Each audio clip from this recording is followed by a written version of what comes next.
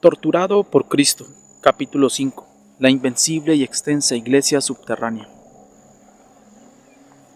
Hablaré nuevamente sobre la iglesia subterránea, que funciona en circunstancias muy difíciles. El ateísmo es la religión del Estado en todos los países comunistas. Se les da cierta libertad religiosa a los ancianos, pero los niños y jóvenes no deben creer. Todos los medios de difusión, radio, televisión, cine, teatro, prensa e imprentas se emplean con el objeto de borrar toda creencia en Dios. Los medios que posee la iglesia subterránea son insuficientes e incapaces para oponerse a las inmensas fuerzas del Estado totalitario. Los ministros, predicadores y pastores clandestinos rusos no han tenido estudios teológicos. Hay pastores que ni siquiera han podido leer una Biblia completa por ser tan escasas. Les relataré la manera como han sido ordenados. Conocimos a un joven ruso que era ministro secreto. Le pregunté quién lo había ordenado y contestó: no tenemos realmente un obispo para que nos ordene. El obispo oficial no ordena a nadie que no cuente con la aprobación del Partido Comunista. Por esta razón, 10 de nosotros fuimos hasta la tumba de un obispo que murió como mártir. 2 pusimos nuestras manos sobre la lápida y los demás formaron un círculo en derredor y le pedimos al Espíritu Santo que nos ordenara. Estamos seguros de haber sido ordenados por las manos horadadas de Jesús. Para mí la ordenación de ese joven es válida ante Dios. Hombres ordenados en esta forma, que no han tenido ningún estudio teológico y que muchas veces saben muy poco de la Biblia, llevan adelante la obra de Cristo. Es como la iglesia de los primeros siglos. ¿A qué seminario asistió esa gente? ¿Qué estremeció al mundo en nombre de Cristo? ¿Sabían todos ellos leer acaso? ¿De dónde sacaron todas las Biblias? Dios les habló. Nosotros, los de la iglesia subterránea, no tenemos catedrales, pero ¿hay catedral más hermosa que el cielo que observábamos cuando nos reuníamos en los bosques? El canto de los pájaros reemplazaba al órgano. La fragancia de las flores era nuestro incienso. Las ropas raídas de algún mártir recién salido de la prisión causaba más impresión que un hábito clerical. Teníamos a la luna y las estrellas por cirios. Los ángeles eran los acólitos que las encendían. Jamás podré describir la belleza de esta iglesia.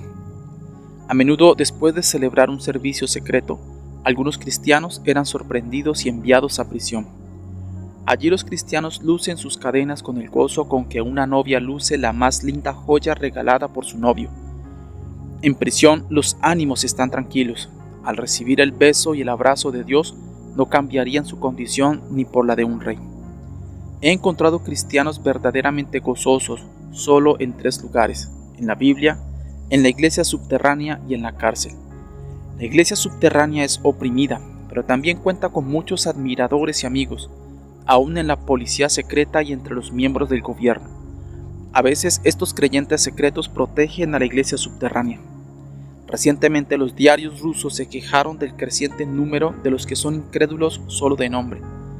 Estos, explicaba el diario, son incontables hombres y mujeres que ocupan posiciones de privilegio dentro del comunismo, en las oficinas de gobierno, departamentos de propaganda y en todas partes, y que fingen ser comunistas, pero en su fuero interior son creyentes y miembros de la iglesia subterránea. La prensa comunista relató la historia de una joven que trabajaba en el departamento de propaganda. Después de su trabajo diario regresaba a su casa a recibir a su marido, que también volvía de sus labores a esa hora. Después de cenar, el matrimonio reunía a un grupo de jóvenes de otros departamentos del mismo edificio para tener estudios bíblicos secretos y reuniones de oración. Esto está sucediendo en todo el mundo comunista. Decenas de miles de estos supuestos incrédulos existen en cada país comunista. Estiman mejor no asistir a las iglesias oficiales, donde serán espiados y en donde escucharán un evangelio insípido. En cambio, permanecen en sus posiciones de autoridad y responsabilidad para que desde allí, con sigilo y éxito, puedan testificar de Cristo. La fiel iglesia subterránea cuenta con miles de miembros en tales lugares. Celebran reuniones en sótanos, desvanes, departamentos y hogares. En Rusia ya nadie recuerda las discusiones que había en pro o en contra del bautismo de párvulos o de adultos, o en torno a la infalibilidad papal. No son pre o post-milenialistas. no pueden interpretar las profecías y no se pelean respecto a ellas. En cambio, a menudo me llama la atención la manera como prueban la existencia de Dios a los ateos. Sus respuestas a los ateos son sencillas. Si fueran invitados a un banquete donde hubiera toda clase de platos exquisitamente preparados, ¿creerían ustedes que se habrían preparado solos? La naturaleza misma es un banquete preparado para nosotros. Ustedes tienen tomates, duraznos, leche y miel. ¿Quién ha preparado todo esto para el hombre? La naturaleza es ciega. Si no creen en Dios, ¿cómo pueden creer que una naturaleza ciega pudo preparar las cosas que justamente necesitamos y en tal cantidad y variedad? Pueden probar que existe la vida eterna. Una vez escuché a uno decirle a un ateo: supongamos que fuera posible hablar con un embrión en el vientre de su madre, que le dijéramos que su estado embrionario es corto y que después le espera una larga vida futura. ¿Qué contestaría el embrión? Diría lo mismo que dicen ustedes, los ateos, cuando les hablamos del paraíso y del infierno. Diría que la vida dentro del vientre de su madre es la única vida y que todo lo demás son patrañas religiosas. Pero si el embrión pudiera pensar, se diría a sí mismo: aquí me están creciendo los brazos, pero no los necesito, ni siquiera los puedo estirar. ¿Para qué me crecerán? Probablemente los voy a necesitar para un estado futuro de mi existencia. Me crecen las piernas, pero tengo que tenerlas encogidas. ¿Por qué crecerán?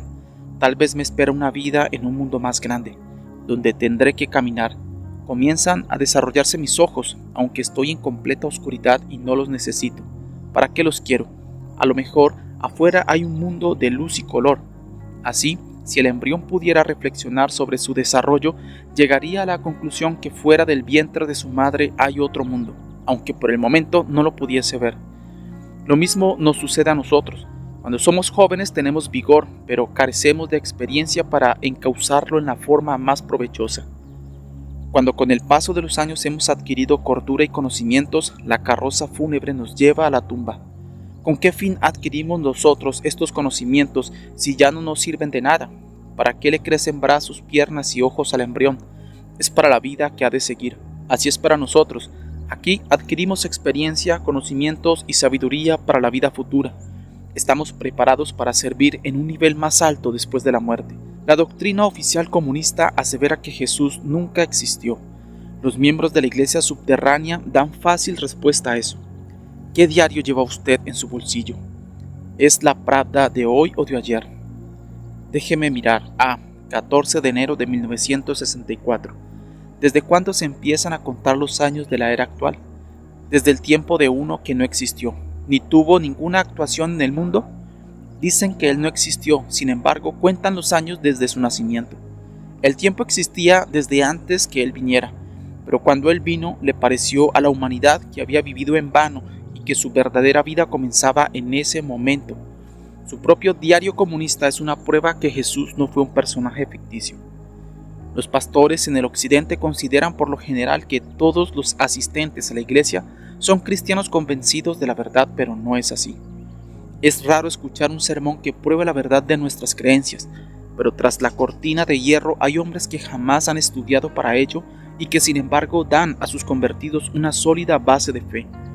No existe una clara división que permita señalar el punto en que termina la iglesia subterránea, que es el más grande bastión o baluarte del cristianismo, y comienza la iglesia oficial. Están entremezcladas. Muchos de los pastores títeres desarrollan paralelamente un ministerio secreto que sobrepasa las limitaciones impuestas por los comunistas.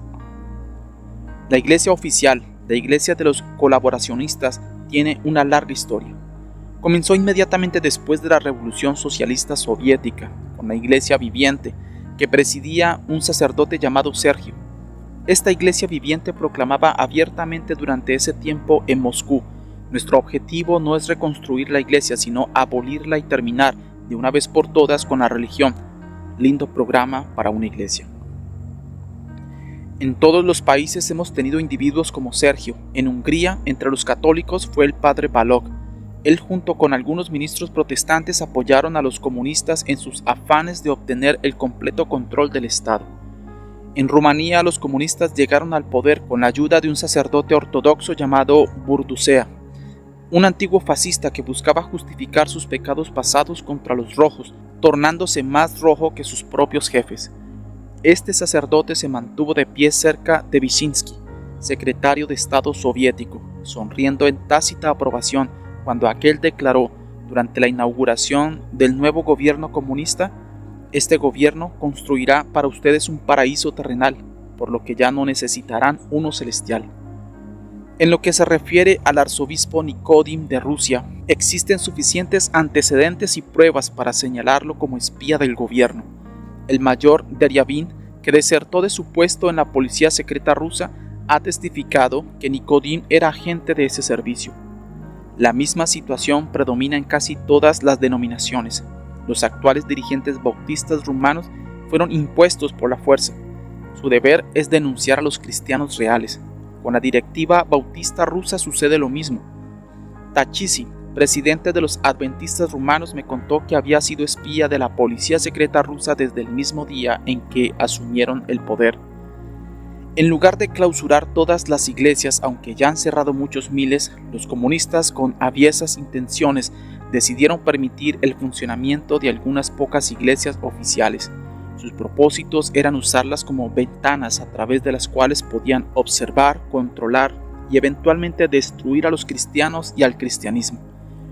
Decidieron que sería mejor permitir que la estructura de la iglesia permaneciera y convertirla en instrumento para el control de los cristianos y como un medio para engañar a los turistas que llegan a sus países. Se me ofreció una de esas iglesias con la única condición de que como pastor delatara a sus miembros a la policía secreta. Me parece que los occidentales, acostumbrados a que todas las cosas sean o una cosa u otra, blanco o negro, no pueden entender esto. Pero la iglesia subterránea no aceptará jamás a las iglesias controladas como sustituto de una evangelización significativa y efectiva para toda criatura, incluyendo a la juventud. A pesar de algunos dirigentes traidores, se observa una real vida espiritual aún en la iglesia oficial. Tengo la idea que sucede lo mismo en muchas iglesias occidentales. Las congregaciones son fieles a veces, no por causa de sus guías, sino a pesar de ellos. La liturgia ortodoxa ha permanecido igual y alegra los corazones de los miembros de la iglesia, a pesar de que en sus sermones alaban a los comunistas. Los luteranos, presbiterianos y otros protestantes cantan los mismos himnos antiguos y hasta los sermones de los traidores deben mencionar algo de las escrituras. La gente se convierte hasta por la influencia de hombres reconocidos como traidores. Saben positivamente que llevarán la noticia de sus conversaciones a la policía, que tienen que esconder su fe del mismo ser que los convirtió con sus corruptos sermones.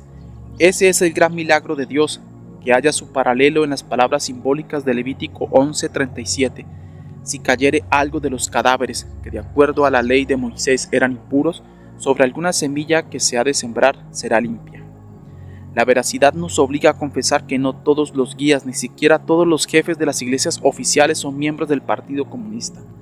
Algunos miembros de la iglesia subterránea tienen también puestos importantes en las iglesias oficiales, exceptuando a los que deben luchar a escondidas. Ellos se preocupan que el cristianismo sea una fe luchadora y no tibia. Cuando la policía llegó para clausurar el monasterio de Vladimirsky en Rumanía y en muchos otros lugares de Rusia, les fue bastante mal. Algunos comunistas han pagado con sus vidas el crimen de tratar de suprimir la religión. Pero las iglesias oficiales están escaseando. Creo que en toda la Unión Soviética no quedan más de 5 o 6 mil iglesias. En los Estados Unidos, con la misma población, hay cerca de 300,000. A menudo estas iglesias son solo pequeñas piezas, no una iglesia en el verdadero sentido de la palabra. En Moscú llevan a las visitas extranjeras a ver una iglesia repleta de fieles. Es la única iglesia protestante de la ciudad. Los visitantes se extrañan de la libertad de culto que existe. Hasta las iglesias se ven llenas de gente, exclaman con gozo. No se dan cuenta de la tragedia que significa una sola iglesia protestante para 7 millones de almas. Ni aun las habitaciones que hacen el papel de la iglesia están al alcance de un 80% de la población de la Unión Soviética. Estas multitudes deben o ser olvidadas o evangelizadas por el sistema de trabajo clandestino. No queda otra opción. Mientras más avanza el comunismo en un país, más están las iglesias obligadas a trabajar en forma subterránea. En los edificios de las iglesias oficiales clausuradas se celebran las reuniones de las organizaciones antirreligiosas. Cómo la iglesia subterránea se nutre de la literatura atea. La iglesia subterránea sabe cómo usar incluso la literatura atea. Se nutre de ella como Elías fue alimentado nada menos que por los cuervos. Con mucha habilidad y empeño, los ateos ridiculizan y critican los versículos bíblicos. Publican libros tales como la Biblia cómica y la Biblia para creyentes e incrédulos.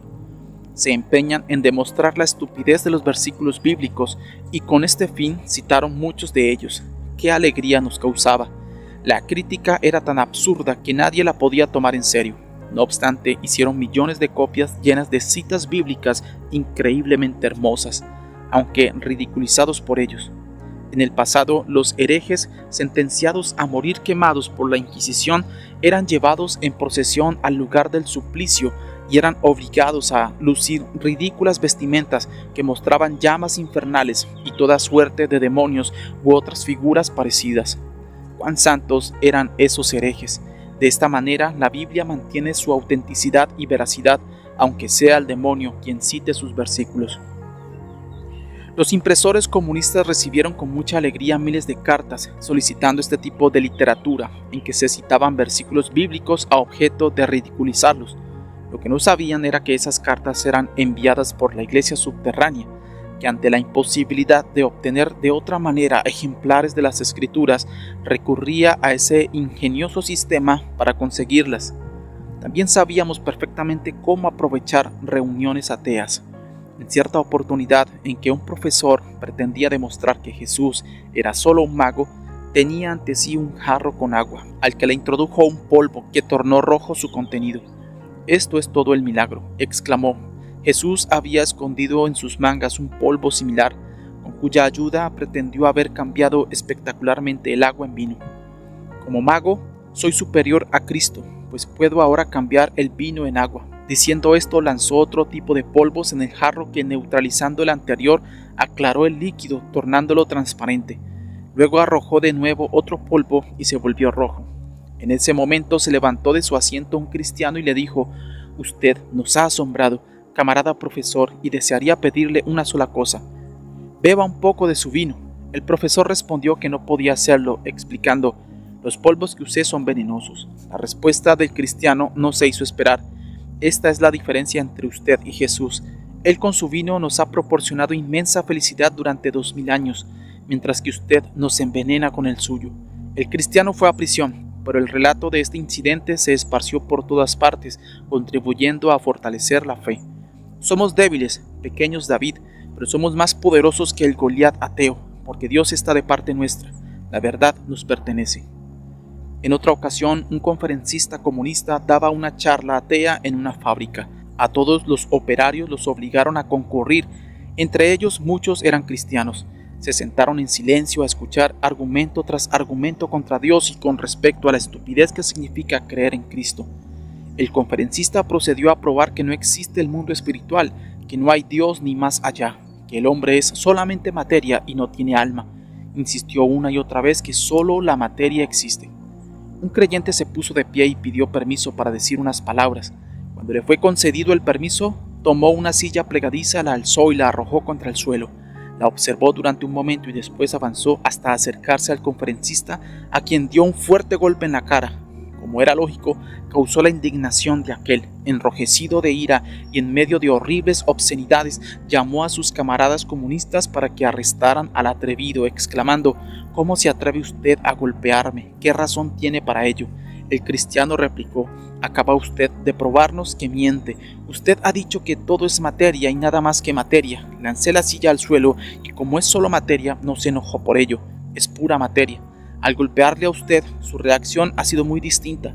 La materia no se irrita ni se enoja, pero usted sí lo hizo. Por lo tanto, camarada profesor, usted está equivocado. El hombre es algo más que materia, es un ser espiritual. En forma similar, en miles de oportunidades, los cristianos de la iglesia subterránea refutaban y desbarataban aún los más convincentes argumentos ateos. Estando en prisión, un comisario político en forma bastante ruda me preguntó: «¿Hasta cuándo va usted a creer en su ridícula religión?». Le contesté: «He visto a muchos ateos que en su lecho de muerte se han lamentado de su incredulidad y arrepintiéndose han acudido a Cristo». ¿Se imagina usted a un cristiano que, lamentándose al ver acercarse la muerte de haber sido cristiano, recurra a Lenin y a Marx para que los rescaten de esa fe? Riéndose exclamó: formidable respuesta, continúe. Cuando un ingeniero construye un puente, el hecho que lo cruce un gato no prueba su resistencia, sino cuando lo atraviesa un tren. El hecho que usted pueda ser ateo cuando todo marcha bien no prueba la verdad del ateísmo. Este se desmorona en los momentos de grave crisis. Citándole libros de Lenin, pude probarle que, siendo aquel primer ministro de la Unión Soviética, solía orar cuando las cosas no marchaban bien. Estamos tranquilos y tranquilamente esperamos el desarrollo de los acontecimientos.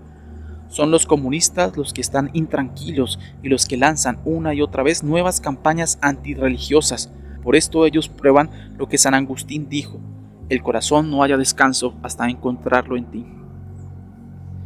¿Por qué los comunistas aún pueden ser ganados? La iglesia subterránea, si es ayudada por ustedes los cristianos libres, ganará el corazón de los comunistas y cambiará la faz de la tierra. Los ganará para sí, porque no es normal ni natural ser comunista. Aún los perros desean tener su propio hueso. El corazón de los comunistas se revela ante el papel que hacen y los absurdos que están obligados a creer. Cuando los comunistas individuales aseveraron que la materia es todo, que nosotros no somos más que un puñado de compuestos químicos y que después de muertos nos convertimos en sal y minerales, era el momento de preguntarles: ¿cómo es que los comunistas de tantos países han dado sus vidas por su ideal? ¿Tienen ideal los compuestos químicos? ¿Pueden los minerales sacrificarse por los demás? Para estas preguntas no tienen respuesta. Se nota algo positivo aún en el recrudecimiento de la ebriedad en los países comunistas. Ello se debe al ansia de una vida más amplia, que no la puede proporcionar el sistema. El ruso en general es una persona seria, generosa y de gran corazón. El comunismo es hueco y superficial. Por lo tanto, el ruso busca el lado serio de la vida y al no encontrarlo ahoga sus inquietudes en el alcohol. Cuando está bebido expresa su horror ante la vida bestial y falsa que debe llevar.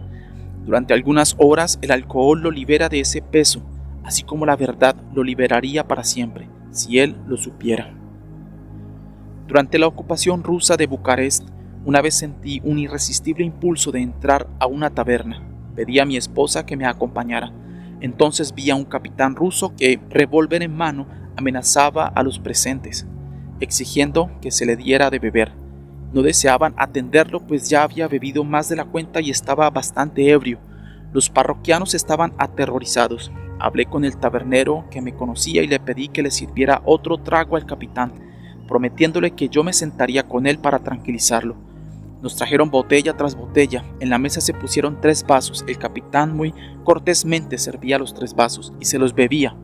Mi esposa y yo no bebimos. Aunque estaba muy borracho, su mente aún funcionaba. Estaba acostumbrado al alcohol. Comencé a hablarle de Cristo y me escuchó con inusitada atención.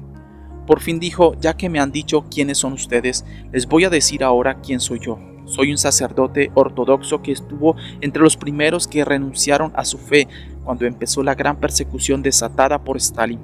Fui de aldea en aldea dando conferencias, negando la existencia de Dios y confesando que yo, como sacerdote, había sido un embaucador. Soy un embaucador, les decía, tal como lo son todos los otros ministros y pastores. Debido a mi fervor me conquisté el aprecio de todos y pronto me hicieron oficial de la policía secreta. El castigo que Dios me envió fue tremendo. Debía asesinar a inocentes cristianos después de haberlos torturado. Ahora bebo buscando olvidar lo que hice, pero todo es en vano. Muchos comunistas se suicidan. Así lo hicieron sus 2 más grandes poetas, Essen y Mayakovsky. También se suicidó el gran escritor Fadeev. Acababa de terminar su novela que tituló Felicidad, en la que sostenía que la felicidad consiste en trabajar incansablemente por el comunismo. Él mismo se sintió tan feliz con ello que terminó pegándose un tiro, apenas terminada la novela. Era demasiado para su alma soportar el peso de tan inmensa mentira. Joffe y Tonkin, grandes dirigentes y luchadores comunistas en los tiempos del zar, no pudieron soportar el comunismo hecho realidad y también terminaron quitándose la vida. Los comunistas son desdichados, también lo son sus grandes dictadores. Qué desdichado era Stalin.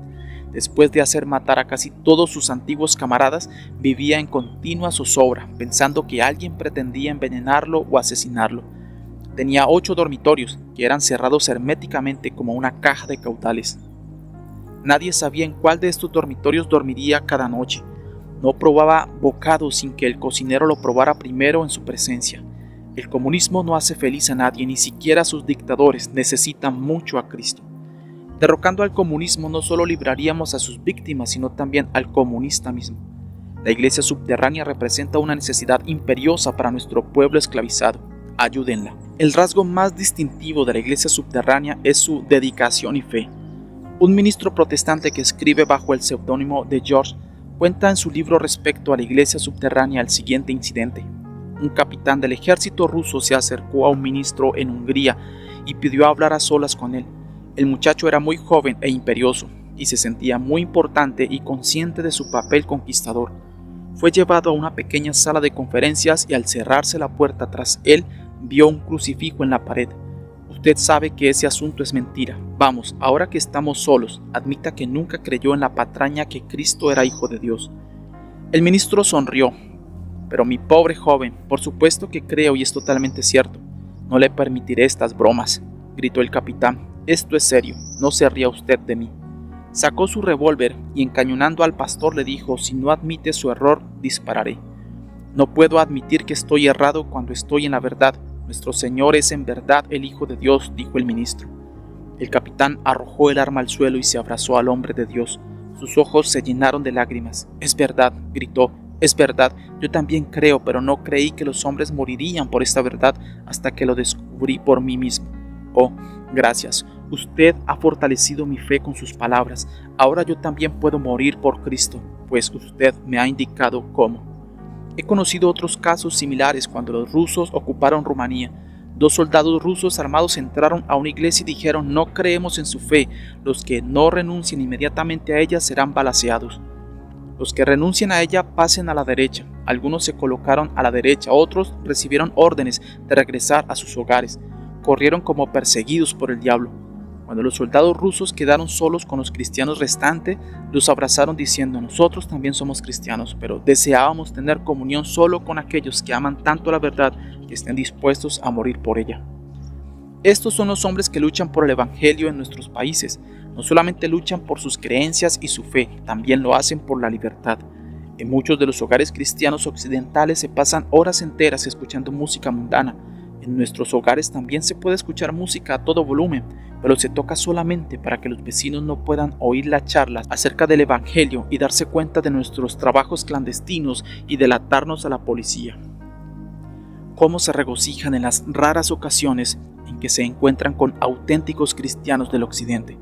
El que escribe estas líneas es solo un hombre insignificante, pero soy la voz de los que están sin voz, de esos que están amordazados y jamás son representados en el occidente. En su nombre pido mucha sinceridad en la fe y en la discusión de los problemas cristianos. En su nombre pido para ellos vuestras oraciones y ayuda material para la leal y sufrida iglesia subterránea de los países comunistas. Vamos a ganar a los comunistas, en primer lugar porque tenemos a Dios de nuestra parte. En segundo lugar, porque nuestro mensaje corresponde a las más profundas necesidades del corazón y las satisface. Algunos comunistas que habían estado presos bajo el régimen nazi me confesaron que habían orado en los momentos más difíciles. Hasta me ha tocado ver morir oficiales comunistas con las palabras Jesús, Jesús en sus labios. Ganaremos porque toda la herencia cultural de nuestros antepasados está de nuestro lado. Los rusos pueden prohibir todo lo escrito por cristianos contemporáneos, pero hay libros de Tolstoy y Dostoyevsky donde la gente encuentra la luz de Cristo. Sucede lo mismo con Goethe en Alemania Oriental y con Sienkiewicz en Polonia y otros. El más grande escritor rumano fue Sadoveanu. Los comunistas han publicado su libro La vida de los santos bajo el título Leyendas de los santos, pero aún bajo este título las vidas ejemplares de los santos son inspiradoras. No pueden excluir las reproducciones de los cuadros de Rafael, Miguel Ángel y Leonardo da Vinci que aparecen en la historia del arte. Estos cuadros hablan de Cristo. Cuando hablo sobre Cristo con un comunista, sus más profundas necesidades espirituales son mis aliadas. Su más grande dificultad no es el no poder refutar mis argumentos, sino el no poder acallar la voz de su propia conciencia que está de mi parte. He conocido personalmente a profesores del marxismo, quienes antes de dar una conferencia atea oraban a Dios para que Él los ayudara en eso. He sabido de comunistas que caminaban muchas millas para asistir a una reunión secreta. Si eran descubiertos, negaban haber asistido a ella. Luego lloraban arrepentidos por no haber tenido valor para defender la fe que los había impulsado a asistir a esa reunión. Son hombres después de todo. Una vez que el individuo ha llegado a la fe, aunque sea muy primitiva, la misma crece y se desarrolla. Estamos seguros que al fin la fe triunfará, porque la iglesia subterránea ha conocido este triunfo una y otra vez. Cristo ama a los comunistas. Pueden y deben ser ganados para Cristo. Solamente pueden ser ganados por la iglesia subterránea que está detrás de la cortina de hierro. Aquellos seres que deseen satisfacer el ansia del corazón de Jesús de salvar las almas de toda la humanidad deben ayudar a la iglesia subterránea a proseguir su labor. Jesús dijo: enseñad a todas las naciones. Jamás habló de detenerse frente a la cortina de hierro. La fe de Dios y la gran comisión nos obliga a pasar más allá de esa cortina y llegar a esos hombres que representan la tercera parte de la humanidad, que viven esclavizados por el comunismo. Podemos llegar a ellos colaborando estrechamente con la iglesia subterránea que ya está allí. 3 grupos componen la iglesia subterránea. Primero, los pastores y ministros reemplazados por los comunistas. 3 son los grupos que componen la iglesia subterránea en los países comunistas. El primero lo forman miles y miles de expastores y ministros que han sido sacados de sus iglesias y arrancados de sus rebaños por negarse a tergiversar el evangelio. Muchos de ellos han vivido años en prisión y torturas por causa de su fe. Puestos en libertad, han vuelto a reasumir sus ministerios, trabajando secreta y clandestinamente en la iglesia subterránea. Aun cuando los comunistas hayan clausurado sus iglesias o los hayan reemplazado por otros pastores más dignos de confianza, continúan su ministerio más efectivamente en reuniones subterráneas, en graneros, desvanes, sótanos, pastizales de noche o en cualquier otra parte. Estos hombres son mártires vivientes que no cesarán en su ministerio a pesar del riesgo de nuevos encarcelamientos y mayores torturas. Segundo, la iglesia laica. Este segundo grupo lo forma un vasto ejército de hombres y mujeres laicos. Debe entenderse que no existen cristianos nominales, poco entusiastas y poco decididos en Rusia y China. El precio que los cristianos pagan es demasiado alto. Debe recordarse también que las persecuciones siempre han producido mejores cristianos, los cuales dan testimonio de su fe y atraen y ganan almas. La persecución hecha por los comunistas ha tenido un resultado muy distinto al esperado y que ha creado cristianos sinceros, decididos, luchadores de los cuales no se ven muchos en las naciones libres. Ellos no pueden comprender cómo se puede ser cristiano y no anhelar luchar por conquistarse a las almas que los rodean. La Estrella Roja, órgano del ejército ruso, atacó a los cristianos rusos expresando: a los adoradores de Cristo les agrada asir a todos con sus ambiciosas garras, pero sus inmaculadas vidas cristianas le ganan el respeto y el afecto de sus vecinos y coterráneos. En cualquier pueblo y ciudad, los cristianos son los más queridos y apreciados residentes. Cuando una mujer está demasiado enferma para cuidar a sus hijos, es una madre cristiana la que viene a ayudarle con ellos. Cuando un hombre está demasiado enfermo para salir a cortar leña, es un cristiano el que viene a hacerlo. Viven su cristianismo y cuando testifican por Cristo, la gente escucha y cree porque han visto a Cristo en sus vidas. Dado que solo un ministro autorizado puede predicar en las iglesias, millones de cristianos dedicados y fervorosos en cada rincón del mundo comunista predican, testifican y ganan nuevas almas en los mercados, las plazas y cualquier lugar en donde van. Los diarios comunistas reconocen el hecho que los carniceros cristianos deslizan copias de los evangelios en los paquetes con carne que entregan a sus clientes. La prensa comunista reconoce que algunos cristianos que ocupan puestos de responsabilidad en imprentas y diarios se introducen de noche en los talleres para imprimir a escondidas algunos miles de copias de literatura cristiana, saliendo antes del amanecer sin ser vistos.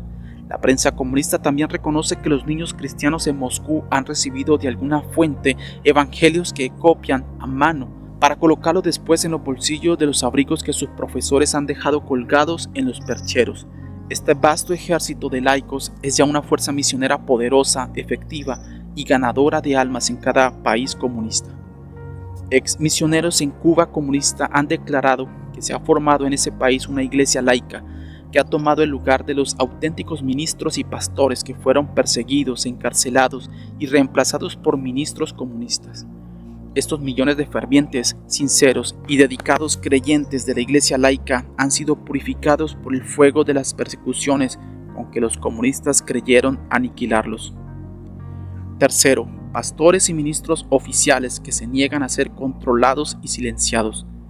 El tercer grupo, parte vital de la iglesia subterránea, es el gran número de pastores fieles de las iglesias oficiales, controladas y amordazadas. La iglesia subterránea no está completamente separada de la iglesia oficial.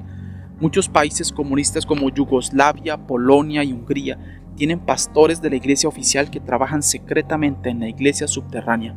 En algunos países existe una interrelación entre ambas. A estos pastores se les prohíbe hablar de Cristo fuera de los pequeños recintos que son sus iglesias. No se les permite reuniones juveniles o infantiles. Los no creyentes temen asistir a ellas. A los pastores les está prohibido acudir a la casa de algún miembro enfermo para consolarlo y orar con él. Están encerrados en un círculo tal de reglamentos y ordenanzas decretadas por los comunistas que sus iglesias han perdido todo sentido. A menudo estos pastores, enfrentados a ese círculo de controles que convierten en una farsa grotesca la llamada libertad religiosa y haciendo gala de un tremendo valor, arriesgan su libertad, ejerciendo un ministerio secreto y paralelo que llega mucho más allá de las limitaciones y vallas comunistas. Estos pastores llevan un ministerio secreto a los niños y la juventud en hogares cristianos y sótanos. Secretamente reciben y distribuyen literatura cristiana a las almas hambrientas. Arriesgan su libertad al desatender de las limitaciones oficiales que se les imponen, ministrando entre las almas hambrientas que los rodean, aparentemente dóciles y obedientes. Arriesgan todo en su afán de cumplir con su ministerio, que es esparcir la palabra de Dios. Varios hombres como estos fueron descubiertos en Rusia recientemente y condenados a largos años de cárcel. Ellos son las partes vitales de la iglesia subterránea, expastores descubiertos y perseguidos por los comunistas. La iglesia laica, pastores oficiales, que además continúan con un ministerio clandestino mucho más eficaz y de un alcance mucho más amplio que el autorizado, todos estos están trabajando en la iglesia subterránea, la que existirá hasta que el comunismo sea derrotado. En algunas regiones uno de esos grupos es más activo que los otros dos, pero todos están presentes, trabajando por Cristo, con grave riesgo de ser descubiertos. Un hombre que viaja constantemente por los países comunistas, que se interesa profundamente por los asuntos religiosos, al volver de su último viaje declaró que jamás durante ellos había conocido ninguna iglesia subterránea. Es como viajar por África Central, en medio de tribus salvajes y expresar al regreso. He investigado concienzudamente, les he preguntado si habían en prosa y me habían respondido que no. La verdad es que todos hablan en prosa sin saberlo. Los cristianos de los primeros tiempos no sabían que eran cristianos. Si se les hubiese interrogado acerca de religión, habrían respondido que eran judíos, israelitas, que creían en Jesús como el Mesías, hermanos santos, hijos de Dios. El nombre de cristianos se les aplicó por primera vez mucho más tarde en Antioquía. Ninguno de los partidarios de Lutero sabían que eran luteranos. Lutero mismo protestó enérgicamente de ese nombre. Iglesia subterránea es el nombre dado por los comunistas y por los investigadores y observadores occidentales de la situación religiosa en aquellos países, a una organización secreta que se formó espontáneamente en todo el mundo, dominado por el comunismo. Sus miembros no se refieren a ella por ese nombre, se llaman a sí mismos cristianos, creyentes, hijos de Dios, pero dirigen un trabajo clandestino, se reúnen secretamente, predican el evangelio en reuniones secretas a las que muchas veces asisten precisamente los extranjeros que sostienen no haber conocido la iglesia subterránea. Es un nombre muy apropiado, acuñado por sus adversarios y por aquellos que desde el extranjero observan con asombro, admiración y afecto a esta maravillosa organización secreta. Usted puede viajar durante años por el occidente sin jamás llegar a conocer una red de espionaje soviético, lo que no significa que no exista. Lo que sucede es que esa organización no es tan estúpida como para mostrarse ante los ojos del curioso. En el siguiente capítulo cito extractos de la prensa soviética que prueban la existencia y creciente importancia de esta valerosa iglesia subterránea.